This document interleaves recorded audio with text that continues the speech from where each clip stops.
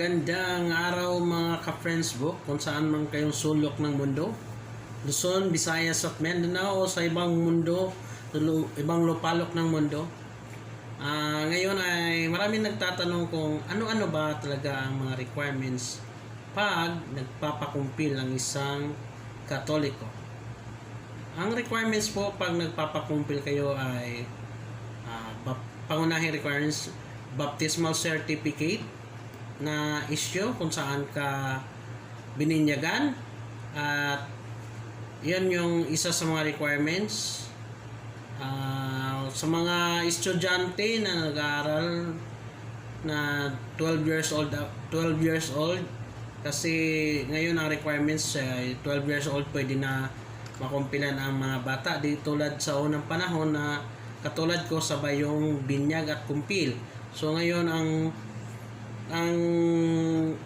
age bracket po sa pwede nang kukumpilan ay 12 years old o grade 6. Iba doon, graduating na po.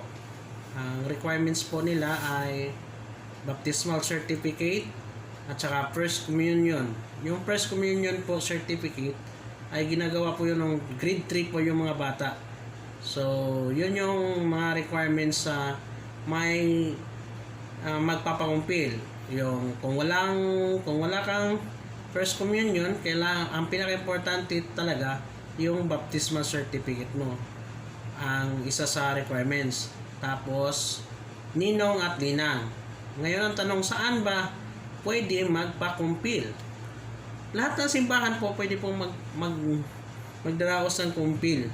Tulad dito sa amin ngayon sa St. Joseph Parish Tambo, meron kaming kumpilang bayan ngayong June 18. So ngayon po tumatanggap kami ng libreng kumpilang bayan. So magsadya lang po kayo dito sa aming opisina or magpunta kayo sa mga katekista namin dito para ma-assist kayo kung ano yung mga requirements at kung kailan po ang seminar. Magkakaroon po ng seminar yung mga kukumpilan. At sa araw ng kumpil po, kailangan required po magdala kayo ng isang ninong at saka isang ninang. Yun po yung kasama doon sa requirements sa magpapakumpil. Ngayon, kung magtatanong kayo saan ba ang regular na simbahan na nagkukumpil. So dito sa Diocese of Parañaque, ang St. Andrew Cathedral po ay meron silang kumpilan every 4th Saturday of the month. Po, magsadya lang kayo sa kanilang opisina para ma-schedule po kayo at saka ma-accommodate kayo kasi mayroong kung ilan lang kukumpilan every 4th Saturday of the month. Kung kayong ng banda sa Manila, mayroon po sa Archdiocese of Archangel Parish, malapit po ito sa Malacanang Palace. Mayroon po silang kumpil every Thursday and Saturday. So, yun din ang requirements, baptismal certificate plus magdala kayo ng ninong at nina. Yes. Tapos sa din po, sa Quiapo Church, meron silang kumpilan every Sunday.